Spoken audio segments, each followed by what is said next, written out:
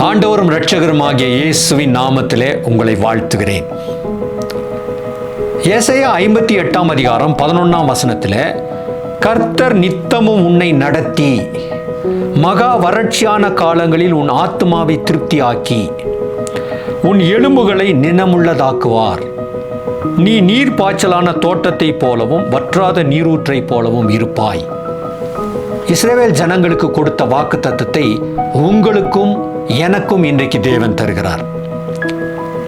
நிச்சயமாகவே தேவன் நம்மை நித்தமும் நடத்துகிற கர்த்தராக இருக்கிறார். ஆமென். நித்தமும் நடத்துவார். எல்லா சூழ்நிலைகளிலும் கூட இருந்து நடத்துவார். ஆகவே எதை குறித்தும் பயப்பட வேண்டாம், கவலைப்பட வேண்டாம், கலங்க வேண்டாம். நாம் எப்படி இருக்க போகிறோம் தெரியுங்களா?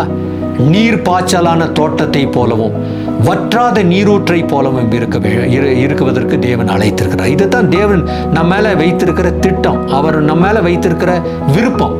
ஆகவே அந்த விருப்பத்தை கர்த்தர் நிறைவேற்ற போறார். நம்முடைய வாழ்க்கையில இந்த மாதத்துல, இந்த வருஷத்துல நிறைவேற்ற போறார். ஆகவே கவலைப்பட வேண்டாம். ஜெபிக்கலாம். பரிசுத்தமுள்ள நல்ல பிதாவே, ஆண்டவரே, எங்களை செழித்திருக்கவும் உயர்ந்திருக்கவும் சுகித்திருக்கவும் நீர் விரும்புகிறீர். நாங்கள் வற்றாத நீரூற்றை போல காணப்பட வேண்டும் என்பது உன்னுடைய விருப்பம். அப்படி நீ செய்ய போகிறதற்காய் நன்றி. உமக்கு ஸ்தோத்திரம். இயேசுவின் நாமத்தில் பிதாவே, ஆமேன்.